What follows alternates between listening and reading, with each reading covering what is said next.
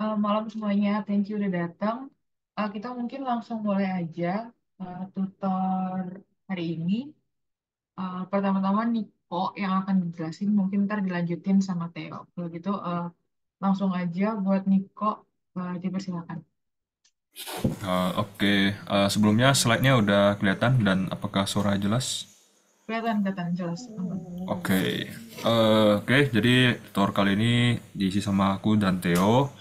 Untuk pembagian materinya, aku bakal bahas linearization, curve fit, sama ODE without Laplace. Terus Theo bakal bahas ODE with Laplace, terus transfer function, dan juga mechanical system. Oke, mungkin biar hemat waktu, langsung mulai aja. By the way, disclaimer ini nggak bakal terjun terlalu detail ke eh, sorry ke perhitungannya, tapi lebih ke step-step untuk menyelesaikan soal-soalnya. Dan soal yang diambil itu dari tahun 2019 dan 2021, karena aku nggak dapet yang 2020. Oke, ini ada linearization, curve fitting, dan ODE, without Laplace. Oke, mungkin langsung mulai aja. Yang pertama, kita diberikan fungsi ini ya, yx sama dengan akar x sin x. Nah, ini merupakan fungsi originalnya, fungsi aslinya ya. Nah, terus diminta find y kecil x, which is a linear approximation of the function, di sekitar x0 sama dengan pi per 6. Oke, ini perlu digarisbawahi ya. Sepengetahuan aku, kalau notasi yang dipakai di DINSYS, y kecil itu selalu merujuk kepada gradien. Oke, gradien di titik tertentu. Kalau di kasus ini, titik yang dimaksud tuh yang x0 sama dengan pi per 6. Jadi d dari y besar x per dx. Oke. Nah, ini kita hitungnya harus menggunakan aturan perkalian ya, karena ini ada dua fungsi, yaitu akar x sama sin x dikalikan. Jadi ya kita pakai yang u aksen v ditambah v aksen u, maka ini turunan dari akar x itu adalah 1/2 akar x dikali sin x-nya, tidak perlu diapa-apain, ditambah akar x-nya dibiarin aja, terus turunan dari sin x adalah cos x. Nah, oke. Berarti kita udah ada ekspresi untuk y kecil untuk di semua x. Tapi yang ditanya itu di sekitar di sekitar x0 sama dengan pi per 6. Jadi kita cukup nyari y dari pi per 6. Ini sama dengan 1/2 akar pi per 6 sin pi per 6. Dipakai radian ya, akar pi per 6 cos pi per 6. Nah, ini nanti tinggal dimasukin aja ke kalkulator, bakal dapat hasilnya. Berarti untuk yang A, jawaban yang dimaksud itu yang ini. Oh, nggak keluar. Oh, shit. Oke. Nah, selesai untuk yang A. Terus diminta lagi untuk evaluate Y besar sama Y kecil ya, di X sama dengan sekian, 3pi per 20. Berarti ini gampang, untuk Y besar itu masukin aja ke kalkulator ya, yang akar 3pi per 20 dikali sin 3pi per 20. Oke, dapat sekian dari kalkulator. Terus untuk Y kecil, kita udah dapetin fungsinya tadi. Sorry. Jadi Y kecil 3pi per 20 adalah ya udah 1/2 akar X kan. Berarti X-nya diganti 3pi per 20 dikali sin 3pi per 20 ditambah akar pi 3pi per 20 ditambah cos 3pi per 20. Oke, harusnya oke, ini selesai. Terus diminta calculate the percentage of error. Nah, ini hati-hati, yang dimaksud percentage of error itu bukan Y besar kurang Y kecil dibagi Y besar gitu ya. Jadi bukan menggunakan Y kecil, tapi kita harus nyari Y besar, tapi yang bentuknya linear. Oke, sebentar. Ini diturunin dulu karena nggak cukup tempat. Nah, jadi hati-hati di sini. Yang dimaksud error itu bukan Y besar dikurang Y kecil dibagi Y besar kali 100%. Bukan ya. Nah, jadi kita harus cari Y besar, tapi yang linear. Y linear dari X. Ini yang mesti dicari. Caranya bagaimana? Kita pergunakan konsep persamaan garis lurus ya, yang udah dipelajari di matematika SMP. Jadi yaitu yang Y besar, ini Y linear, dikurang Y0 sama dengan gradien dikali X besar dikurang X0. Nah, oke, untuk X0 Y0 itu kita cukup pakai titik singgungnya aja, yaitu di sini X0-nya adalah 3pi per 20, sedangkan untuk Y0 itu adalah yang kita udah cari di sini, yaitu Y ketika X-nya 3pi per 20. 3pi per 20. Oke, nilainya udah dihitung sebelumnya tadi. X-nya, X besar dibiarin aja X besar, Y linear dibiarin Y linear, M-nya, nah baru M-nya ini adalah Y kecil.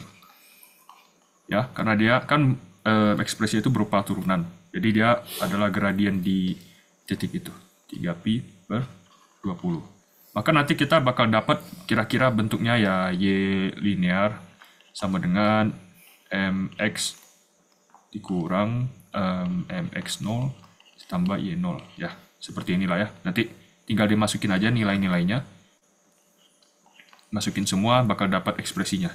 Hubungan Y linear dengan X. Nah, sorry. Jadi, kalau udah dapat ekspresi ini, baru dimasukin aja Y linear, tapi saat X-nya tadi 3pi per 20. Nah, dapat nilainya. Baru kita bisa hitung error. Error yang benar adalah Y asli dikurang, maksudnya Y aktualnya ya, dikurang Y linear. Karena ini berupa aproksimasi, dibagi Y yang asli dikali 100%. Oke, sama dengan jawabannya sekian. Jadi ini yang kita mau cari tahu. Bukan, sekali lagi, bukan ini ya, ini salah. Oke, supaya ini, nah, ini salah. Oke, ini untuk yang linearization, sekali lagi di highlight ya, Y kecil itu hanya berupa turunannya, enggak pakai tambah konstanta, jadi hanya M kali X. Nah, sorry, oh ini, oh sorry, harusnya ini ada dikali X ya. Nah, karena dia M kali X ya, jadi harusnya ini ada dikali X. Jadi ini dikali lagi sama pi per 6. Oh, sorry, ini apa yang di X? Oh sorry, ini harusnya salah notasi harus. Oke. YX-nya ini saat di X0 pi per 6, nah ini dikali X saja. Nah, jadi bentuk dari Y kecil itu adalah M dikali X. Jadi X-nya nggak perlu disubstitusi, tapi cukup M-nya aja yang nilainya konstan. Berarti ini X juga harusnya ini dikalikan X.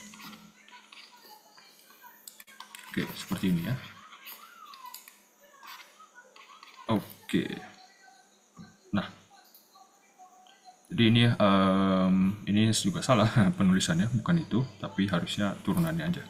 Jadi D dari Y per dx saat X-nya itu 3pi per 20. Oke, ya harusnya seperti ini. Nah, sampai sejauh ini ada yang mau ditanyakan? Mau nanya dong, Ya, dia itu kenapa kalau misalnya buat yang Y itu pakainya itu Y0-nya ya, itu pakainya yang 3pi per 20 dan bukan pakai yang pi per 6. bukan pi per 6. Karena yang pi per 6 ini kan beda soal sebenarnya. Jadi kita tuh mau tahu, oke seperti mungkin kita gambarin aja ya.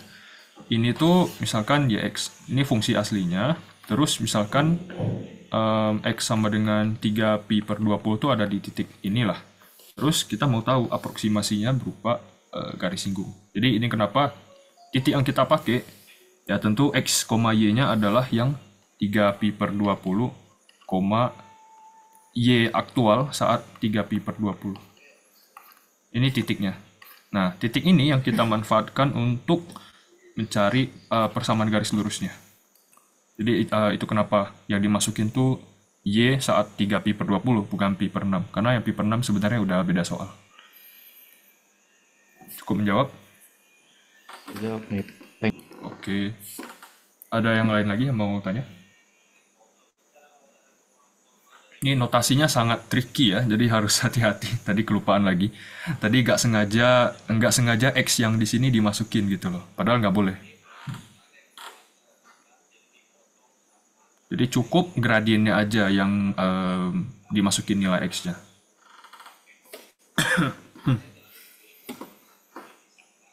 Mungkin ini harusnya kalau mau lebih tepat ya.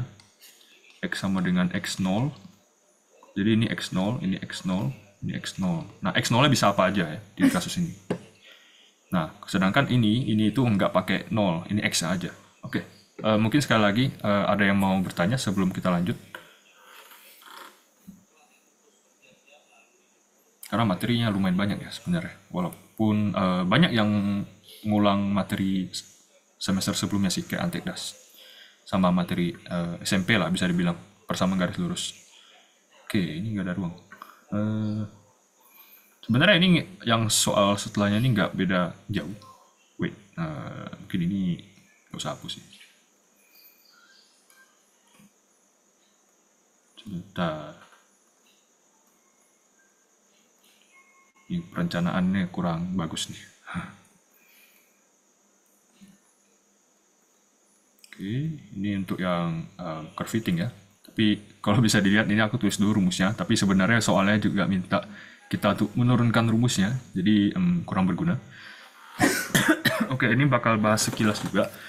Oke, ini tadi kan pakai Y kecil, sekarang pakai H kecil ya. Tapi maksudnya sama aja. Nah, karena dia ngomong ini adalah linear approximation. Jadi ya itu sama aja dengan Y kecil. Jadi kalau yang A itu cukup mudah ya. Ini pakai kalkulator aja. Ini kan F besar, jadi dia pakai fungsi aktualnya. Ya udah, fungsi aktualnya kan udah ada 2x pangkat 3 tambah 5.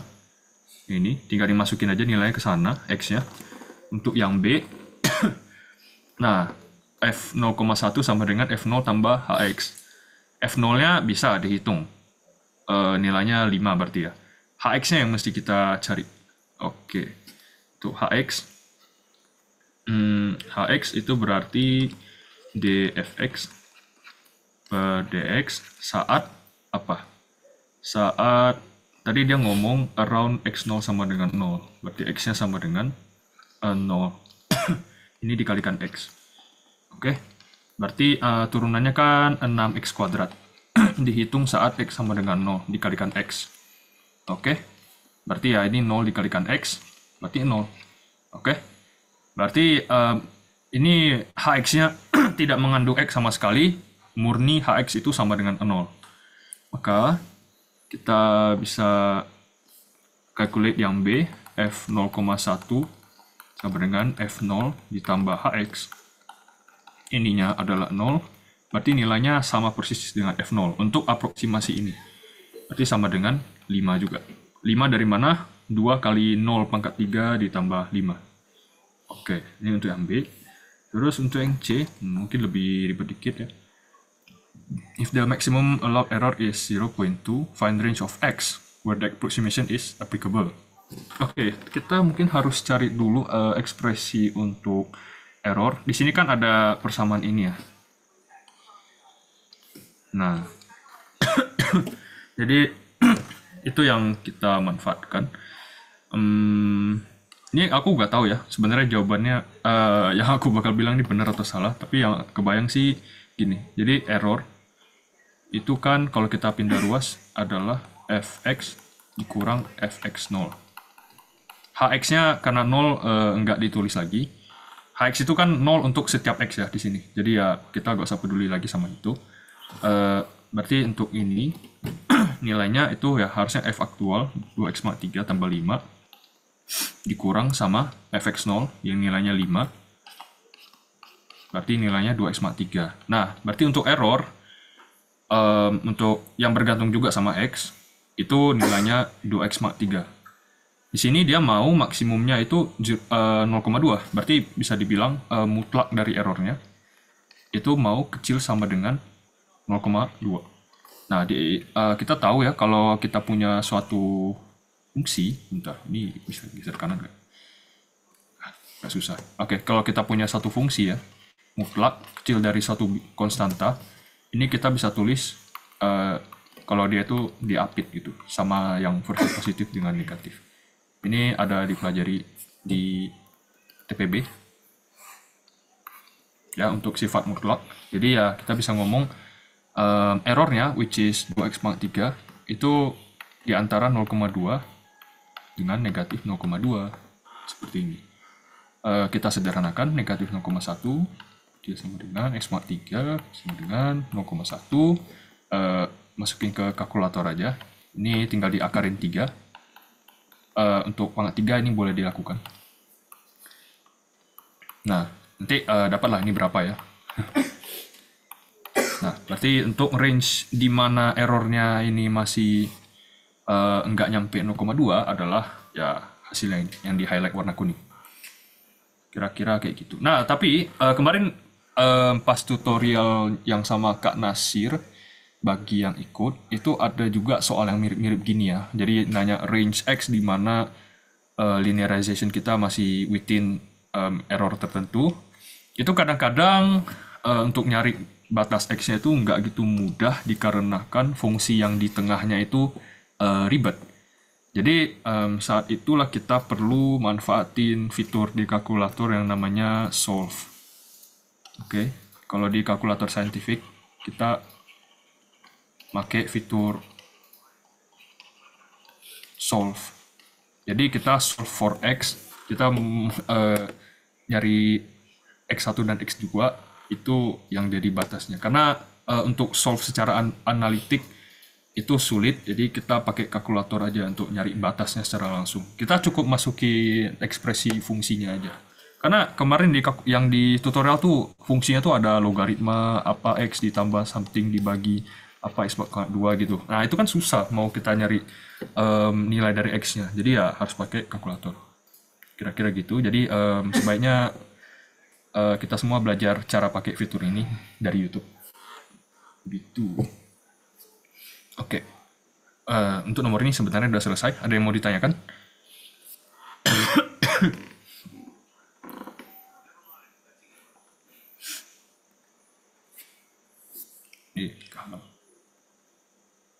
Oke, sekali lagi ada yang kurang jelas yang mau diulang?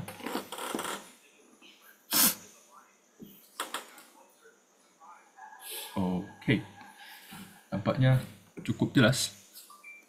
Nah, kita sekarang ke soal ini. Curve fitting ya. Untuk linearization kayak cukup straightforward. Untuk curve fitting, nah ini yang harus hati-hati. Karena dia minta... Oke, kita lihat dulu ya soalnya. Ada torque sama rotational speed N atau omega ya sebenarnya. Can be model as T sama dengan A tambah C kali B. Nah ini kayak salah deh. Ini harusnya ini ya, T sama dengan A tambah B. Nah, T sama A tambah B. N itu bisa bilang input, T itu output ya. So, ini input, T ini output. Ya, seolah-olah gitulah. Walaupun di dunia nyata tuh enggak gitu juga. Oke. To find the constant experience conducted bla bla bla. Nah, didapatkan data untuk hubungan N dan T kayak gini. Derive the curve fit equation to calculate A and B. Nah, biasanya untuk masalah derive the equation untuk nyari konstantanya, kita itu selalu menggunakan metode least square method. Oke. Kita pakai least square method. Yaitu pertama kita harus nyari definisi dari errornya dulu, kita formulasikan. Jadi di sini aku pakai notasi huruf E kecil. Nah, untuk di setiap titik itu kan errornya beda-beda ya. Itu kenapa dikasih notasi I di sini, EI. Oh, ini harusnya NI. Nah, jadi yang namanya error tentu ya selisih dari nilai aktual dikurangi dengan yang pendekatan. Yang pendekatan ini apa? A tambah B kali N. N ke I. Sedangkan nilai aktualnya tentu yang kita dapat dari eksperimen, yaitu TI. Ya, yang 7,9, 6,2, 3,9, 2,0, 0,1 itu TI. Kalau A tambah BNI itu adalah aproksimasi kita. Nah, mungkin ada yang pikir, nah TI dikurang A tambah BNI kan bisa positif bisa negatif ya, tergantung titiknya itu ada di atas atau di bawah garis linearnya. Betul. Itu kenapa kita itu bukan hmm, lebih tepatnya untuk mengabaikan positif dan negatif itu. Ya, kita ya udah pakai kuadratik gitu. Jadi negatif positif sama-sama dikuadratin. Nah, ini biasanya dikasih simbol J itu jumlah dari error yang dikuadratkan. Jadi kira-kira bakal jadi kayak gini ya. Sigma dari TI dikurang A tambah BNI dipangkatkan 2 gitu. Nah, terus apa yang kita lakukan dengan ini? Kita kan mau yang namanya error itu paling minimum. Kalau kita ngomong minimum ataupun maksimum sebenarnya, ya kita berbicara tentang kalkulus. Jadi kita turunkan dan kita buat sama dengan 0. Lalu dari sanalah kita bisa nyari nilai A sama B. Gitulah kira-kira idenya. Jadi kita udah tahu ekspresi J itu seperti ini. Kita turunkan terhadap A. Nah ini harus hati-hati ya untuk penurunannya. Kita pakai chain rule dan segala macam. Ini sigmanya boleh stay aja. Nah ini kan pangkat 2. Jadi 2-nya boleh ke depan. Ini pangkatnya jadi pangkat 1 ya. Karena 2 dikurangin 1. Tapi ini kan chain rule, jadi harus dikalikan dengan turunan dalamnya. Turunan dalamnya, maksudnya dalam itu yang ini. Turunan dari yang warna kuning ini.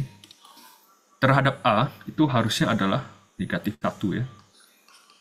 Dari mana negatif 1? Karena ini tuh kan negatif A ya. Negatif A kurang BNI. Ini T. TI turunan terhadap A, 0. Yang BNI turunan terhadap A, 0 juga. Negatif A turunan terhadap A min 1. Jadi ya sisa min 1 doang.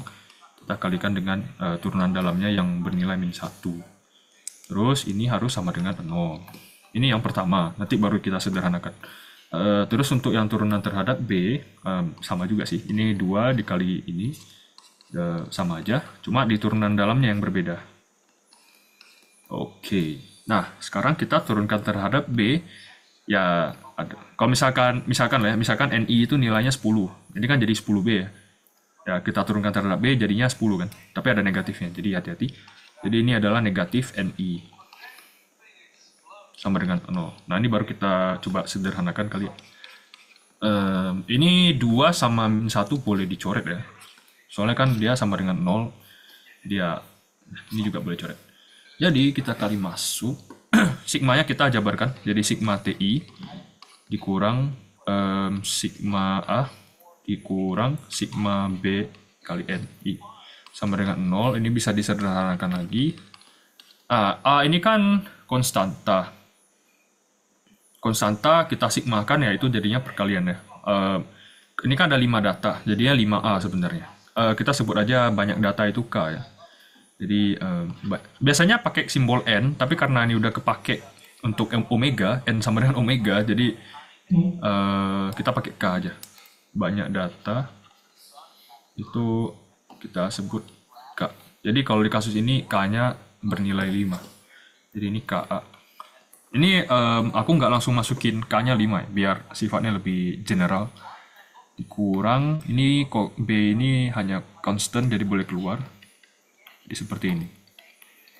Nah, ini persamaan pertama. Untuk yang kedua, oke, ini agak tricky. Ada negatifnya boleh hilangin juga sih. Ya, agak mengganggu. Hilangin aja. Jadinya sigma TI dikali NI. Nah, kalau di kasus biasanya tuh kayak sigma XI kali YI gitu. Dikurang sigma A dikali NI dikurang sigma BNI kuadrat. Ini harusnya ada kurung gede ya, cuma nggak ditulis. Biar menghindari kebingungan. Oke, bener nggak? Coba cek dulu. Sigma A NI kurang sigma B NI dikuadratin sama dengan 0. Apakah ada yang bisa disederhanakan? Ada. Jadinya kayak gini. Konstannya boleh keluar. B sigma NI kuadrat sama dengan 0. Nah, ini persamaan kedua. Oke. Aduh, nggak ada ruang.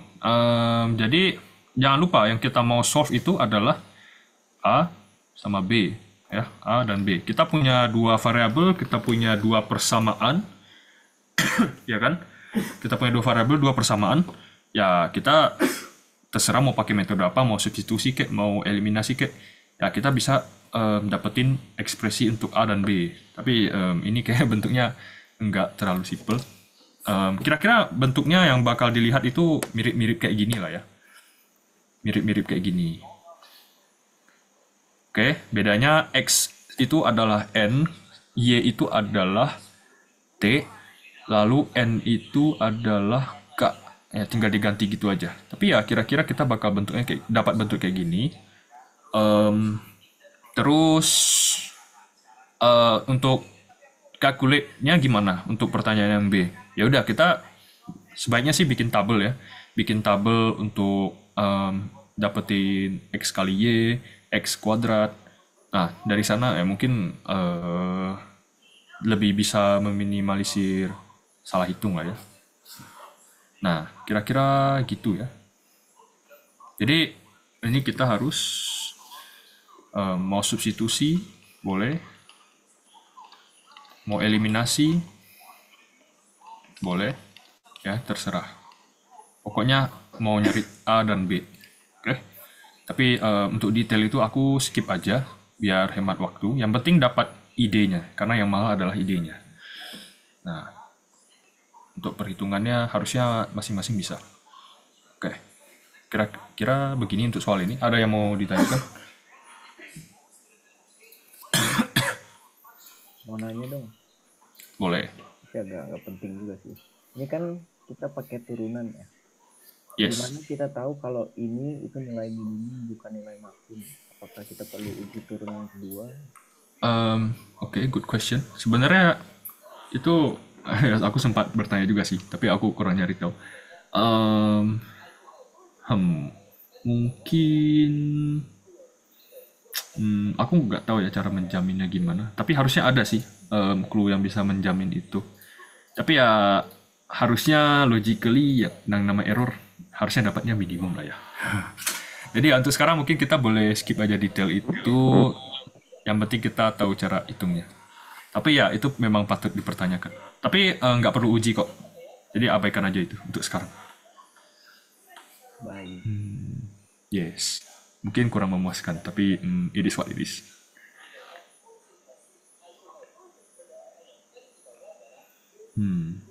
Tapi bisa nggak kita tahu? Mungkin karena kalau kita lihat di sini, ini kan ada negatifnya ya. Apakah bisa lihat kayak gitu? Kalau negatif kan biasanya fungsinya jadi maksimum. I don't know lah. Ya, pokoknya untuk sekarang kayak gitu. Yang lain ada yang mau bertanya juga? Mau nanya dong kok, Yo, itu X itu yang N apa yang T? X itu yang N atau yang T? Wait. Oh, kalau maksudnya mau bandingkan X yang di sini ya. Nah, kalau di sini X-nya itu N. Sebenarnya, ya betul, X-nya itu N. Karena ini bentuknya tuh kan T sama dengan A tambah BN. Wait ya. A tambah BN. Ini tuh seolah-olah kayak Y sama dengan C ditambah MX. Nah, gitu. Jadi kita melihat, membedakan X dan Y-nya tuh gitu. Bentuknya seperti ini. Terima kasih. Oke, mungkin ini aku tulis ya. N itu kalau di kasus ini jadi K,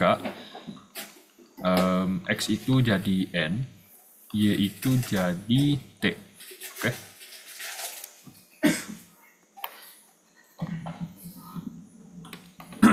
Ada lagi yang mau bertanya?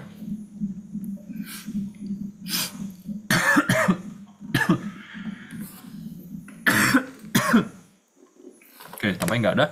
Nah, untuk soal yang ini, bentar, turunkan dulu ini.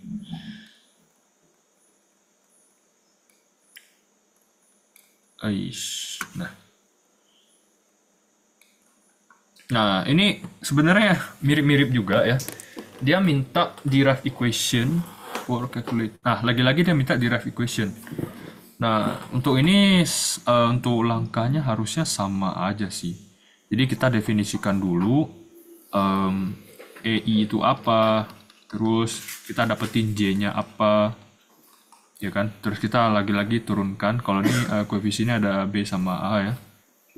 Terhadap A, ini apa? Sama dengan 0. Ini DB sama dengan 0. Berapa? Nanti kita bisa dapetin A dan B-nya. Nah, ini karena eksponen ya, mungkin bentuknya bakal berbeda ya sama yang kita tahu. Gitu. Tapi kalau misalkan kita mau ubah ke linear dulu sih bisa aja. Ini kan Y sama dengan B kali 10 pangkat AT. Biasanya yang ada eksponen begini, kita tuh manipulasi dengan cara, bentar ini ke depan dulu, B dikali 10T. Nah, kita manipulasi dengan cara memberikan logaritma ke dua ruas. Karena ini basisnya 10, kita bakal pakai logaritma basis 10 juga. Kalau misalkan dia E misalnya, jadi E pangkat AT, bisa kita pakai log basis E atau logaritma natural. Oke, tapi ini kita pakai basis 10 aja. Sebenarnya mau pakai basis apapun sama aja ya, cuma ini lebih ke kepraktisan. Jadi kita bakal dapat bentuknya log Y. Ingat sifat logaritma kalau perkalian di dalam kurungnya sama dengan logaritma B ditambah logaritma dari 10 pangkat AT. Nah, yang kali berubah jadi tambah. Jadinya ini log B. Nah, ini kan AT-nya boleh ke depan ya. Tuh, maju ke depan. Jadi AT. Nah, log 10 kan 1, ya udah gak usah ditulis. Ini log Y. Nah, di sini kalau kalian mau bikin pendefinisian baru boleh aja.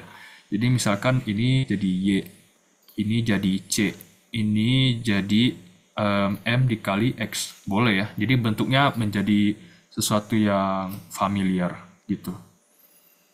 Nah, tapi mungkin untuk derive A dan B, aku sih rekomennya mungkin ya langsung aja ya. Mungkin nggak usah bikin ke linear. Tapi aku belum coba sih dua-duanya yang mana yang lebih cepat.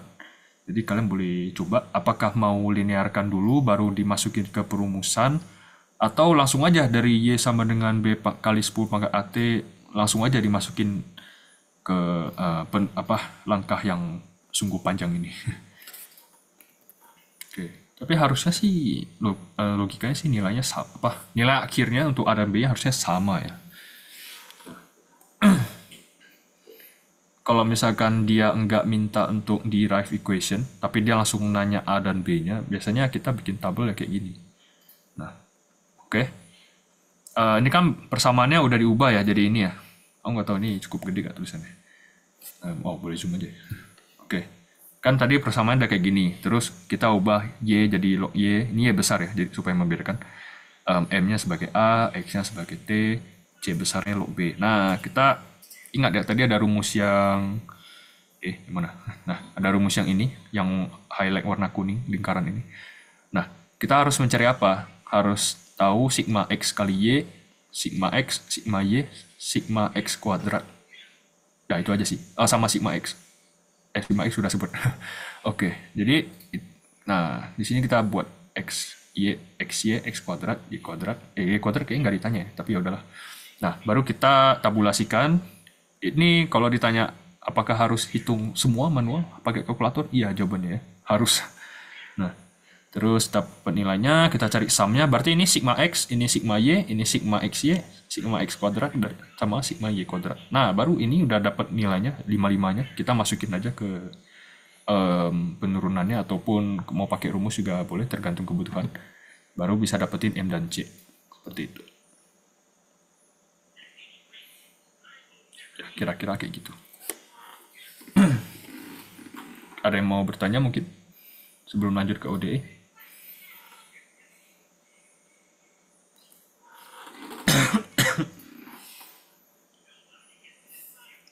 Ini nanti untuk Excelnya bakal dilampirkan juga di dalam. Oke, tampaknya nggak ada. Oke. Nah, kita sekarang ke ODE ya. Untungnya sih ini udah belajar di Antikdas, jadi ya harusnya ada nyangkut-nyangkut dikit lah ya.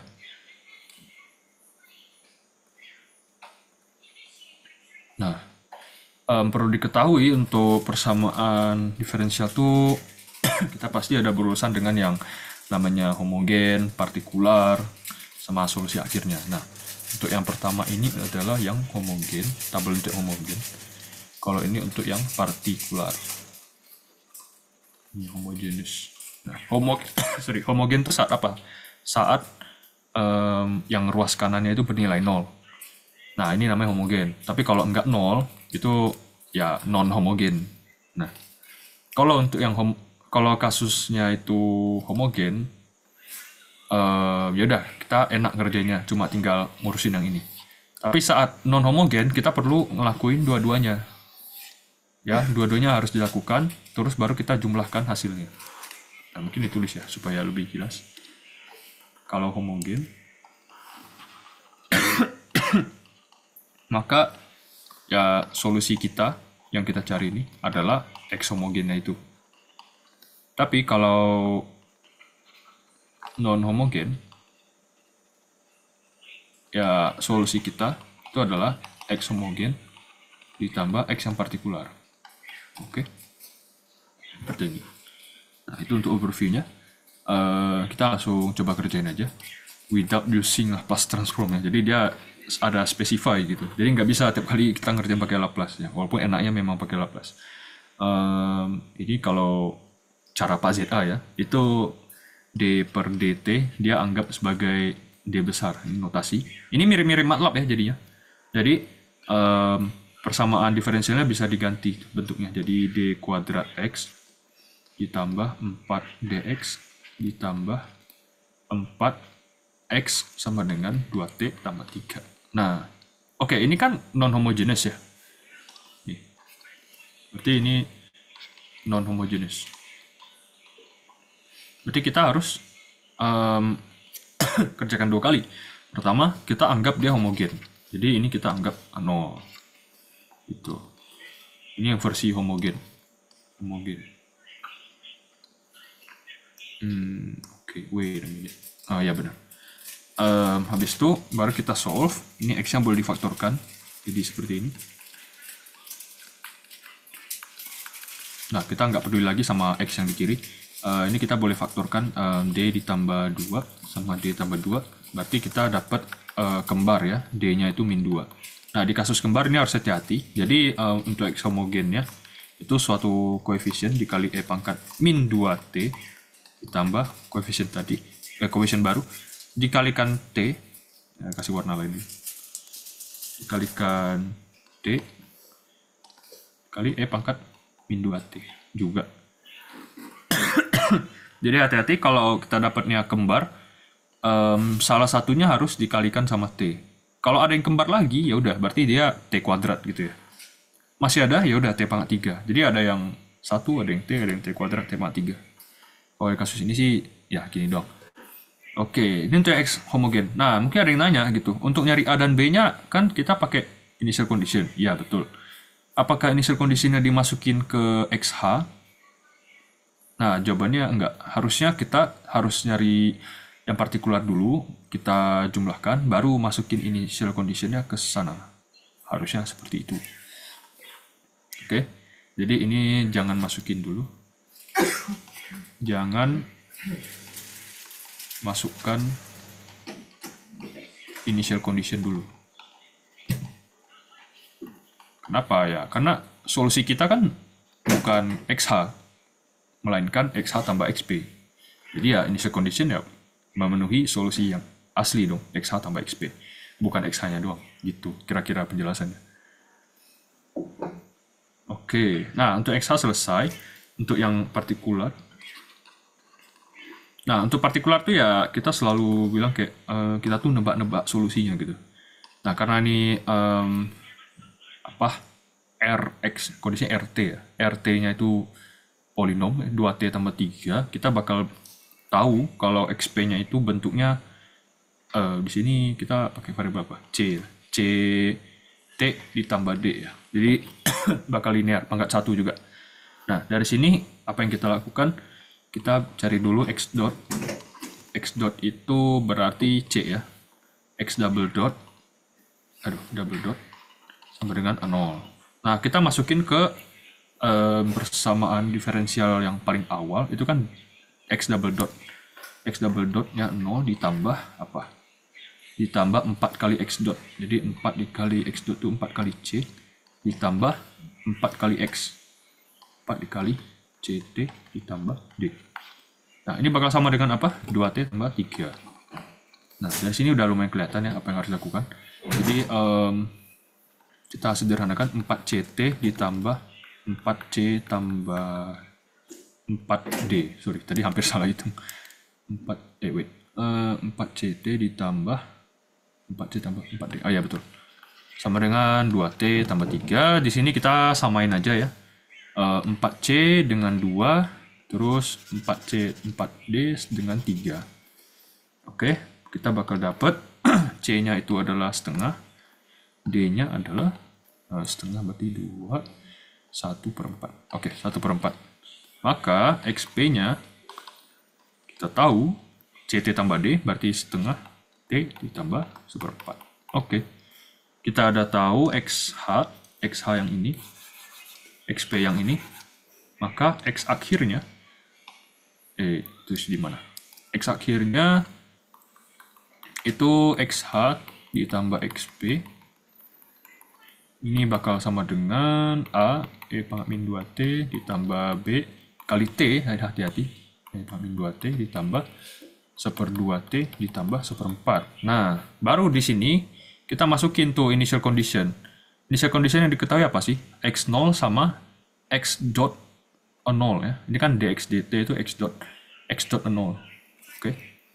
Yang diketahui itu X0 dan X dot 0. Nah, oke. Jadi, ya udah, kita masukin aja dulu X0-nya berapa. X0-nya berapa? Kalau di sini kan A ditambah T-nya 0 ya, berarti ini habis ya. Ditambah setengah T, habis juga, tambah 1/4. Sama dengan 0. Oke. Berarti dapat tuh nilai A-nya ya. Dapat tuh A-nya min 1/4. Terus, nyari dulu X dot-nya. Karena yang diketahui kan X dot 0, jadi harus nyari dulu. Ya udah, turunin. Min 2A, E min 2T ditambah, aduh ini harus pakai aturan perkalian. Ya udah, B dalam kurung E min 2T ditambah dikurang 2T E min 2T ditambah setengah. Oke, baru dimasukin ya X dot 0. Oh my god, ini panjang sekali. Min 2A ditambah B 1 dikurang ini 0 ya, ditambah setengah sama dengan 0 tadi ya, diketahui di soal. Berarti ini min 2 dikali min 1/4 ya, A-nya ditambah B ditambah setengah. Nah, tahulah nilai B-nya berapa. Ini jadinya setengah. Jadi B-nya itu min 1 ya. Maka ya tahulah X akhirnya itu berapa. Tinggal disubstitusikan aja. Subs nilai A dan B. Oke.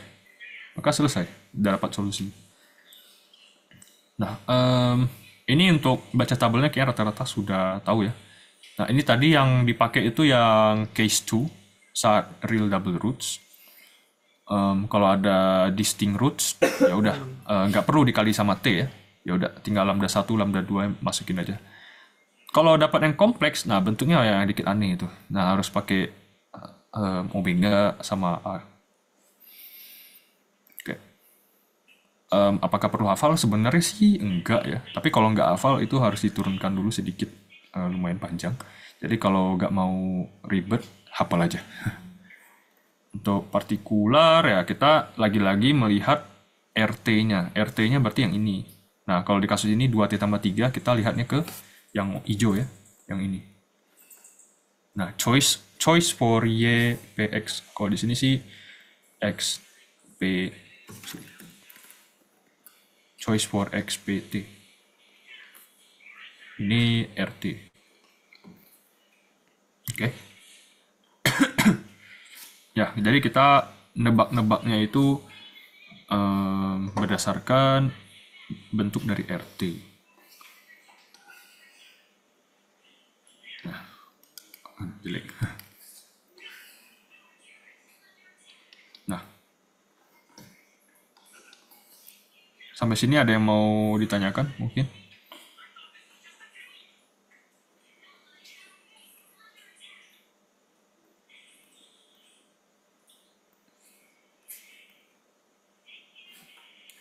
Oke, nggak ada yang mau tanya?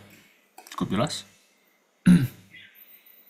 Kalau soal yang ini sama ya, sama aja dengan yang tadi.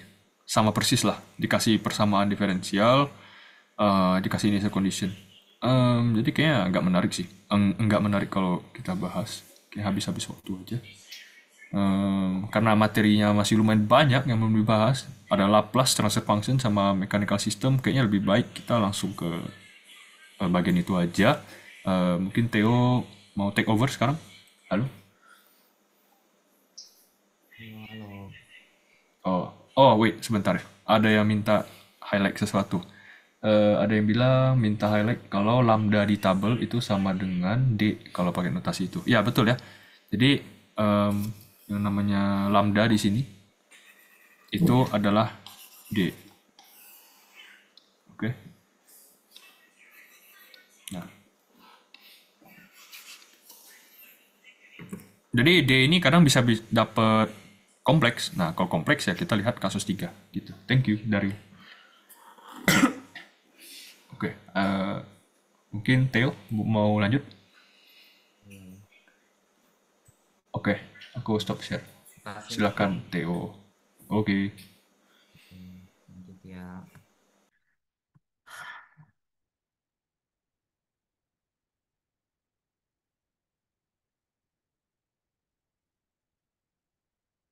Screen-nya udah kelihatan belum? Aman. Oke.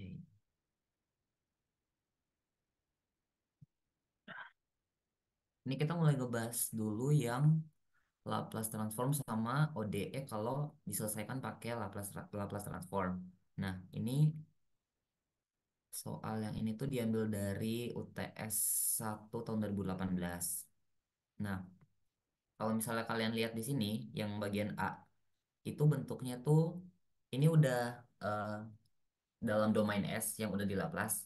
Terus kita diminta buat nyari fungsi xt-nya. Jadi kita butuh untuk eh, nge-inverse Laplace dulu dari XS ini. Nah, tapi kalau eh, kalian lihat di tabel-tabel yang biasa dikasih, itu kalau nggak salah yang bentuknya ada E pangkat minus S itu nggak ada. Itu kalau nggak salah ya. Nah, makanya ini tadi dapatnya tuh di buku referensi yang DINSYS. Ini tuh untuk kasus unit step, tapi dia ada delay. Jadi delay itu apa? Nah, delay di fungsi itu dia bentuknya kayak gini. Suatu fungsi X misalnya, tapi dia eh, punya apa ya? Kalau aku tuh biasa nyebutnya eh, waktu lokal. Waktu lokalnya itu dinyatakan dalam T minus D. T minus D bentar. T minus D. Nah, ini itu waktu lokal. Sementara yang T ini itu waktu global. Jadi fungsi ini bakal mulai berjalan, sinyalnya bakal mulai muncul ketika waktu lokalnya udah mulai dari nol. Yang ini, mulai dari x0. X0 itu mulai kapan? Itu saat waktu globalnya itu mulai dari D. Nah, kalau misalnya digambar tuh biasanya kayak gini.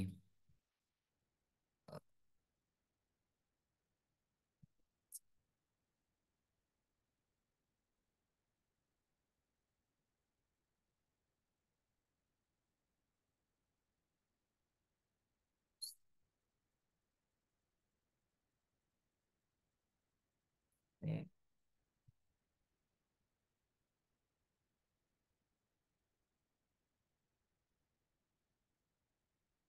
Ya biasanya kayak gini.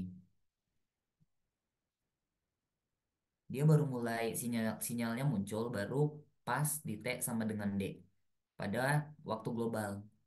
Sementara di eh, sinyalnya sendiri itu dia waktu lokalnya baru mulai di nol. Kalau biasanya aku tuh nganggapnya kayak gitu, biar mudahnya. Nah, lanjut di sini. Untuk untuk bentuk umumnya kayak gini. E pangkat minus SD per S itu kalau di inverse jadi unit step tapi dia delay. Delaynya sebesar D. Kalau kita lihat di yang ini, nah yang ini kita bisa pecah jadi dua.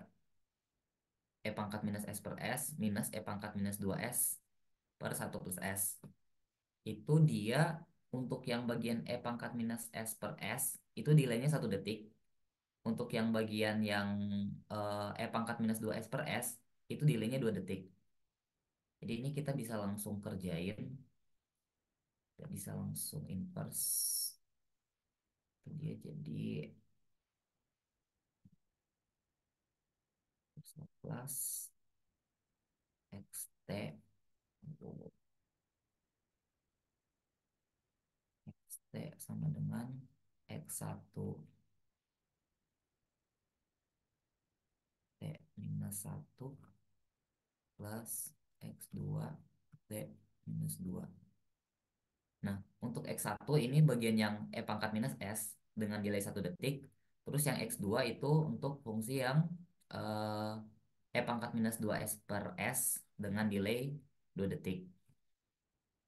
Ini kita bisa tulis sebagai unit step yang 1.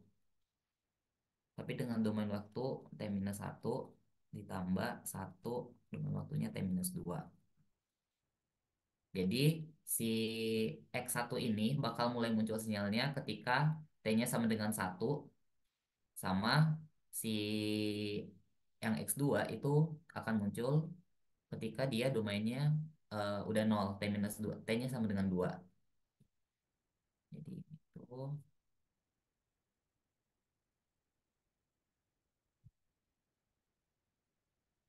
kembali ya. Ini menyatakan eh, domain waktunya.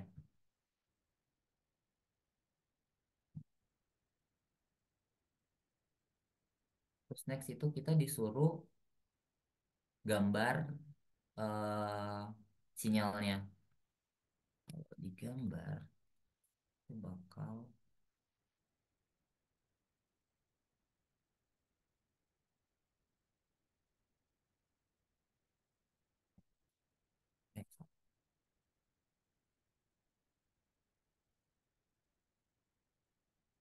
XT. Terus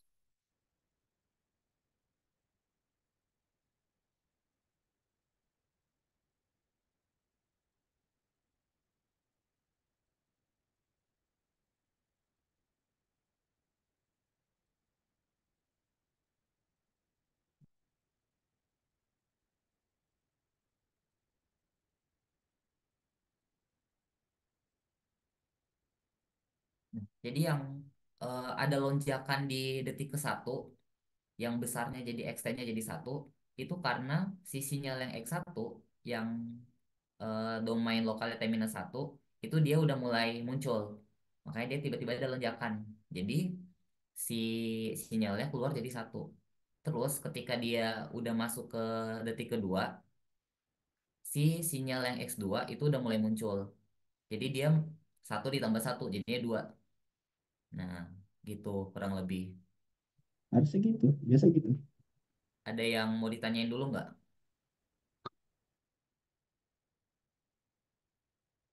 Oke, kalau nggak ada kita lanjut ya. Terus yang bagian C. Bagian C tuh 1 2 1. Oke, bagian C tuh.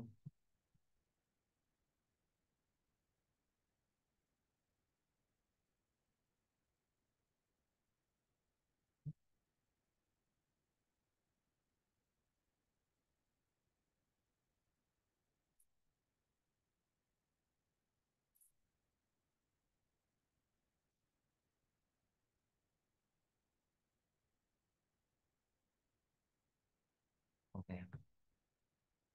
Nah, di sini kita diminta buat eh ngerjain ODE-nya pakai Laplace transform. Terus all initial condition 0. Jadi kalau misalnya eh, kalau initial conditionnya zero itu untuk penurunan lagi untuk transformasi dari eh, bentuk d kuadrat y dt kuadrat yang dalam bentuk diferensial. Nah, itu bisa bagian minus bagian minus lagi. Bagian kondisi awal itu bisa kita nolin.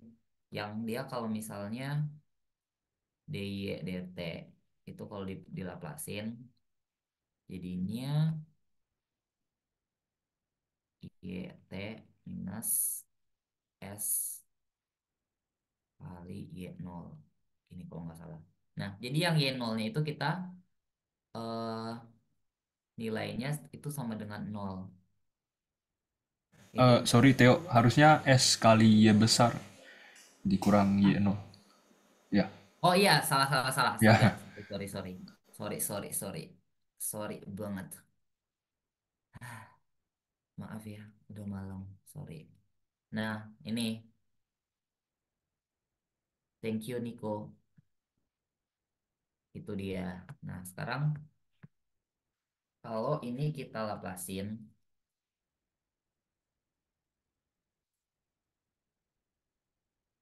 ini kita laplasin, itu bentuknya bakal jadi ini S kuadrat YS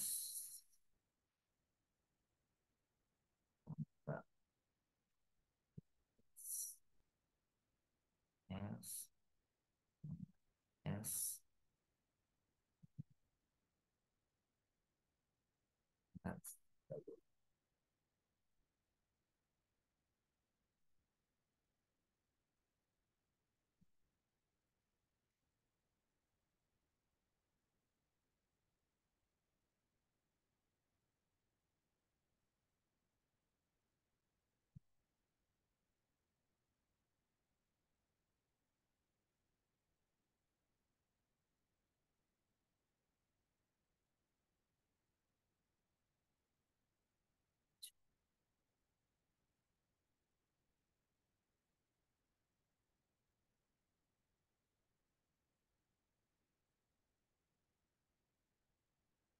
Nah, ini sebenarnya pangkat minus T sin T ini bentuknya tuh yang Laplace tapi yang di shift. Jadi kalau misalnya di tabelnya tuh bentar bentar bentar. Tabel 2 deh kalau nggak salah. Nah,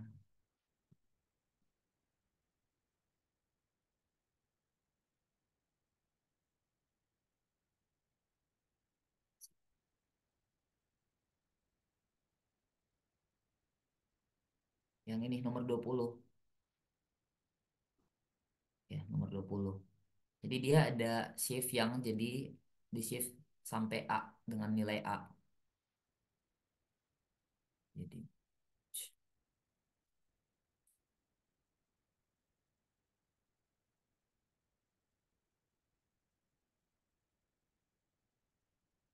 jadinya ini kalau dilaplasin jadi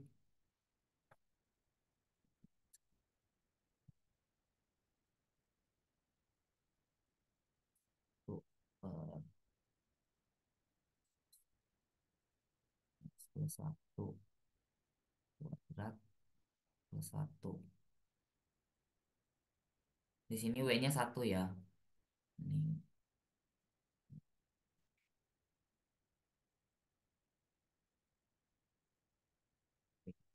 satu terus A-nya sama dengan satu juga. Jadi bentuknya kayak gini. Terus eh, ini bentuknya kayak gini terus. Jadi ini X kuadrat plus 2X plus 1 X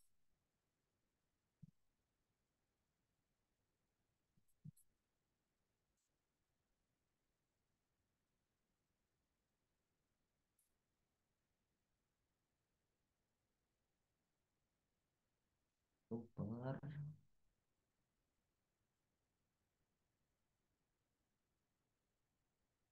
S plus 2S plus 2 kali S kuadrat plus 2S plus 1. Nah, dari sini ini kita bisa pakai yang difraksi. Jadi ini jadi A per S plus 2S plus 2 sama B per S kuadrat plus 2S plus 1. Nah, nanti bakal didapat kalau nggak salah B-nya itu 1, A-nya tuh minus 1. Jadinya bentuknya S sama dengan 1 per S kuadrat plus 2S plus 1 minus 1 per S kuadrat plus 2S 2. Nah, ini terus kita transfer lagi ke bentuk awal, ke bentuk domain T dengan tabel Laplace lagi. Nah, kalau yang ini tuh kita bisa bentuk jadi S plus 1 kuadrat. Ini jadi, ini balik ke tadi lagi sih sebenarnya. Nah, yang ini, yang bagian 1 per S plus 1 kuadrat, itu dia sama aja kayak yang bentuk T. Bentuk T, tapi dia ada shift. Jadinya dia E pangkat minus T kali T minus, kalau yang satu lagi itu bentuknya bentuk sin tadi, yang tadi turunin, yang tadi di transfer, jadinya E pangkat minus T kali sinus sinus T yang ini. Nah, ini tadi gimana bisa caranya dapat yang A sama B? Itu kita eh, kalau di kelas itu diajarinya ini nanti dibagi, difraksi. Jadi kan itu di bagian eh, penyebutnya itu ada dua perkalian suatu fungsi S, bentar, ini S kuadrat plus 2S plus 2 sama S kuadrat plus 2S plus 1. Nanti dia dibentuk jadi,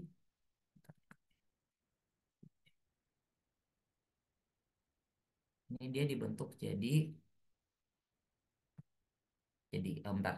Jadi yang kayak di bawah ini. Terus nanti yang A dikali dengan penyebut dari B, yang B dikali dengan penyebut yang A. Jadinya A kali S kuadrat plus 2S plus 1 ditambah dengan B kali S kuadrat plus 2S plus 2. Nanti bagian bawahnya tuh jadi bentuk yang ini lagi. Bentuk yang ini. Bentuk yang ini. Nah, terus kalau dua-dua bentuknya udah kayak gini, penyebutnya udah di bawahnya sama, yang atas tuh, yang bawah tuh bisa dicoret. Jadi persamaannya tinggal 1 sama dengan A kali S kuadrat plus 2S plus 1 plus B kali S kuadrat plus 2S plus 2. Nah, dari sini kan buat nyamain dari 1 sama yang ini, kita hanya butuh nyari persamaan yang bentuknya dalam konstanta. Nggak ada dalam S dan S kuadrat. Jadi kita hanya butuh A plus 2B sama dengan 1. Itu dari yang ini sama yang ini. Karena untuk domain eh, untuk yang ada S kuadrat sama S-nya, di sini tuh nggak ada. Di yang satu ini nggak ada. Nggak ada dalam bentuk S dan S kuadrat. Makanya kita cuma butuh yang 1 sama 2-nya, yang konstantanya, yang konstannya.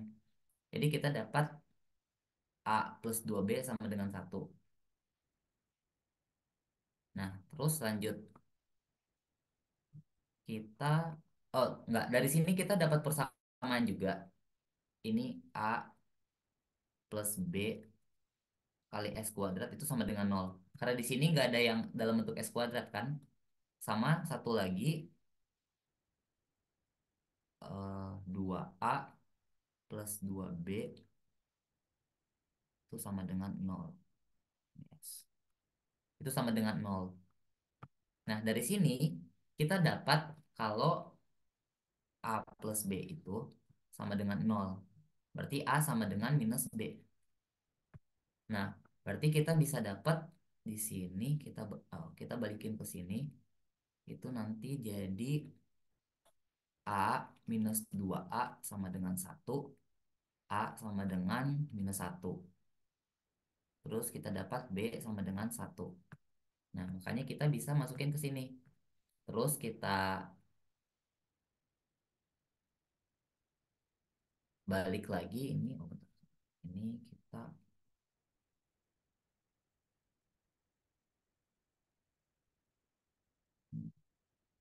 inverse. Nah, jadi setelah eh, kita punya fungsi, kita punya persamaan diferensial, kita laplaskan jadi bentuk ini, terus dioperasikan semuanya jadi bentuk kayak gini. YS sama dengan dalam bentuk domain S. Terus setelah itu kita harus menginverse kembali fungsi ini agar kita dapat bentuk dalam ya T, domain T gitu. Kurang lebih untuk penyelesaian ODE pakai Laplace kayak gitu. Tapi yang sebenarnya yang eh, butuh lebih diperhatiin itu adalah gimana ngerekayasa bentuk yang lebih kompleks biar dia bisa dapat bentuk yang kayak gini, yang kayak gini, yang ini. Jadi dia jadi lebih bentuk yang simple yang bisa mudah untuk di inverse kembali dalam Laplace gitu. Hasilnya jadi kayak gini. Ada yang mau ditanyain dulu nggak? Theo, mau nanya dong, Sok sok sok. itu kenapa bisa dijabarnya jadi A sama B aja? Kenapa nggak ada eh, jadi kayak BS atau apa gitu? Bentar bentar bentar. Oh benar benar benar. Wait. Astaga. Benar benar benar. Itu aduh salah. Sorry sorry ya.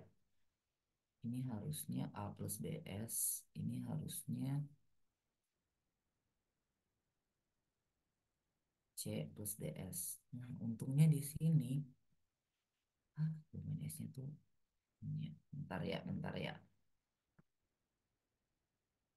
Hmm.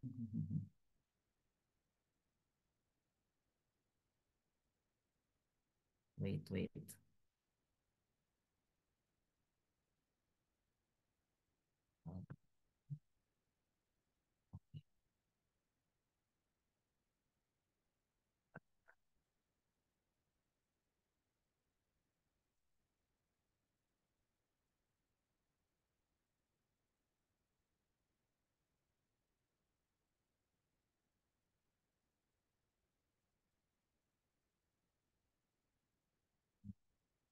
Oke, sorry ya. Bentar. Ini kita coba hitung lagi ya. A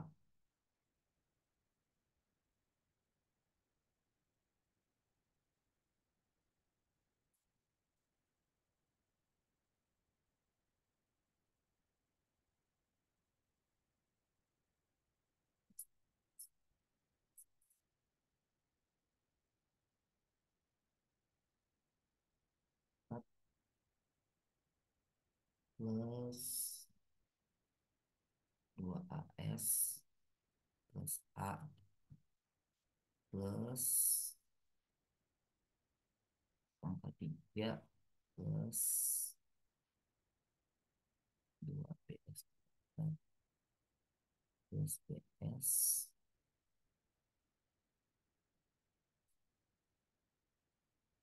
ini tambah dengan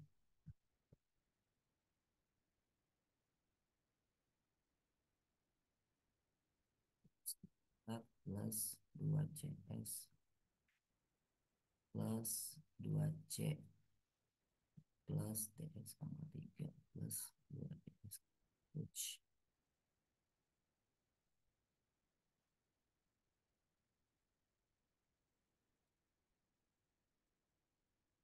Plus 2TX. Oke, nah, bentar. Nah, yang ini, bentuk ini kita bisa samain dengan 1. Karena bagian penyebut dari fungsi yang ini, itu kan udah dikalikan. Jadi kita bisa coret bagian bawah yang di kuning ini. Yang ini, yang atas ini, sama yang ini. Bagian bawah. Itu kita bisa coret. Untuk ini, jadi dalam kayak gini. Terus dari sini, dengan kesamaan ini, kita bisa dapat nilai kita bisa dapat nilai A, B, C, D dengan memerhatikan variabelnya. Jadi untuk yang S pangkat 3 di kiri, itu nilai koefisiennya harus sama dengan koefisien S pangkat 3 di sebelah kanan. Jadi di sini kita dapat, bentar ya, sorry ya.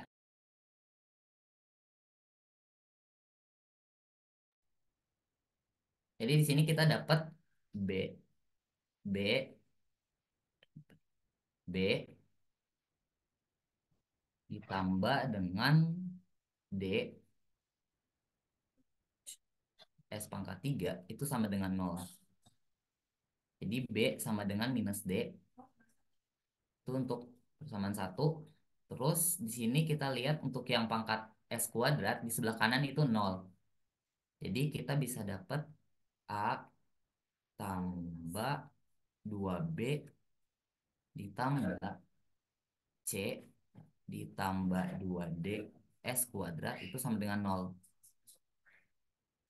Terus di sini jadinya A plus C. Ini karena B sama dengan minus D, itu mereka otomatis saling menghilangkan. Itu sama dengan 0. Jadinya A sama dengan minus C. Ini yang kedua.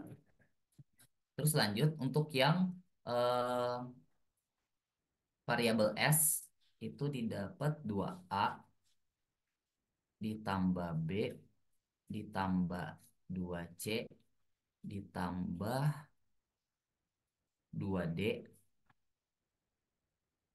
itu sama dengan 0.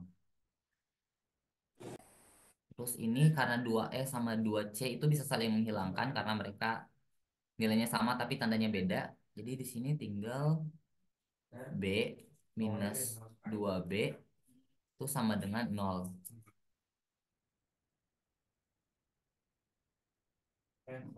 Minus 3, salah. Minus B itu sama dengan 0, berarti B didapat 0. Terus kita tinggal satu lagi untuk yang nilainya konstan. Berarti A ditambah dengan 2C itu sama dengan 1. Nah, di sini kan kita di persamaan 2 itu A sama dengan minus 2, minus C. Berarti ini A minus 2A sama dengan 1. Di sini dapatnya minus A sama dengan 1, berarti A sama dengan minus 1. Berarti di sini dari 2 ini persamaan B sama dengan 0 sama A sama dengan minus 1, kita bisa dapat juga D sama dengan 0 juga, C sama dengan 1. Jadi kita dapat di sini hasilnya A itu minus 1, C itu 1. Nah, untung puji Tuhannya dia bentuknya sama, hampir sama kayak tadi. C-nya tuh 1, ini minus 1. Nah, wow, keajaiban. Bentuknya sama ternyata. Jadi kayak gitu. Bentar. Iya, nah bentuknya jadi kayak gini, sama kayak tadi. Terus dari sini kita bisa eh, rekayasa lagi kayak tadi, terus di inverse Laplace. Jadinya hasilnya kayak gini. Sama aja nilainya sebenarnya. Tapi ya itu langkah yang nggak boleh sampai salah. Jadi kalau misalnya penyebutnya itu dalam bentuk fungsi kuadrat, di bagian pembilangnya harus dalam eh, fungsi yang 1 derajat lebih rendah. Jadi kalau misalnya di sini dia pangkat tertinggi S pangkat 2, pembilangnya harus pangkat tertingginya itu S. Kalau misalnya di S pangkat 3, pembilangnya itu harus S kuadrat. Nah, terus kalau misalnya ada kasus lagi, itu dia kasus pengulangan.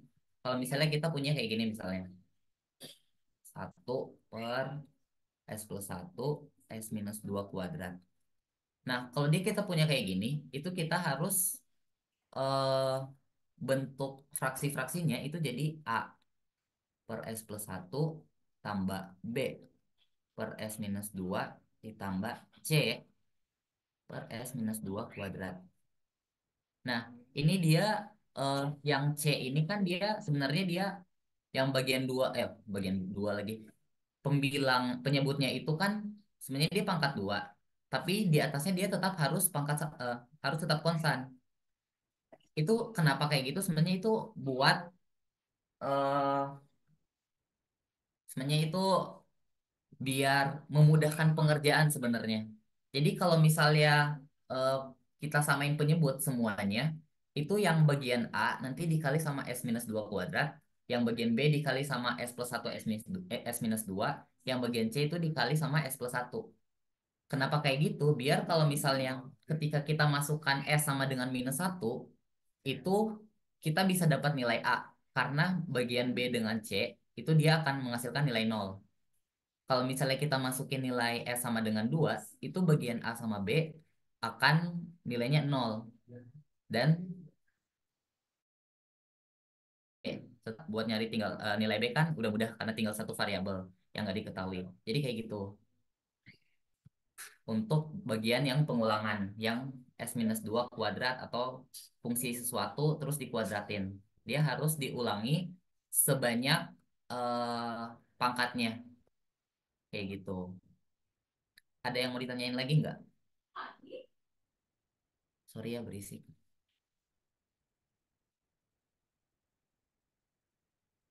Kalau gak ada, kita lanjut aja.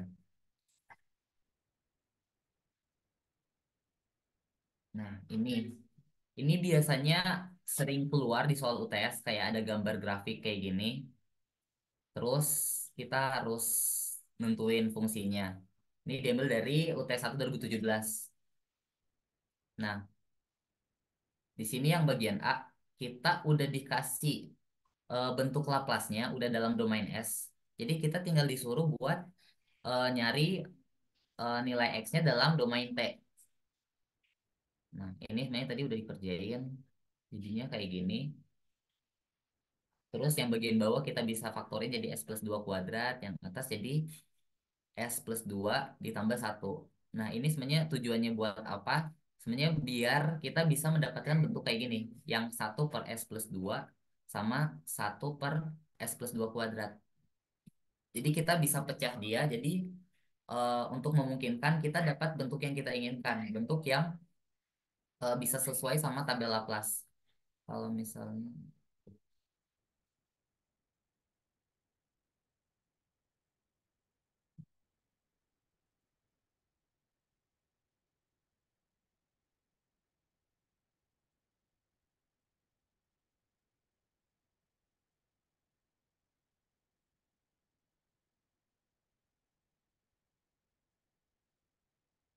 yang ini.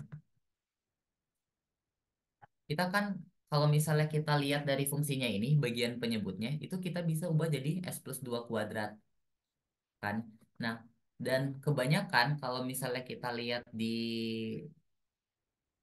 eh, tabel Laplace, bentar nomor 2-nya dulu. Bentar ya, masukin dulu tabelnya. Kalau dilihat yang bagian ini, itu bentuk-bentukannya tuh kayak gini. Misalnya yang ini, yang cos ini, itu S+A kuadrat plus omega kuadrat, terus di atasnya S+A lagi. Nah, kita butuh bentuk-bentuk yang kayak gini biar eh, kita butuh bukan bukan butuh butuh butuh bentuk itu, tapi kita butuh untuk merekayasa bentuk dari yang lebih kompleks ini jadi bentuk yang lebih sederhana sehingga kita bisa men-inverse Laplace dari bentuk ini menjadi domain T.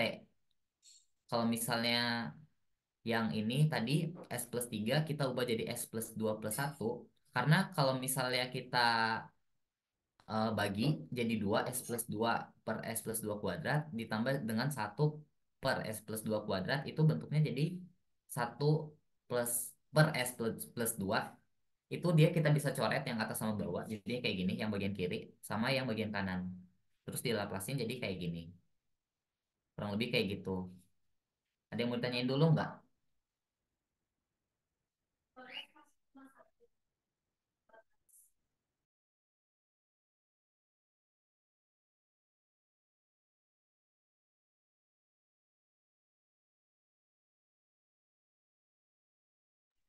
Kalau nggak ada kita lanjut ke bagian B ya.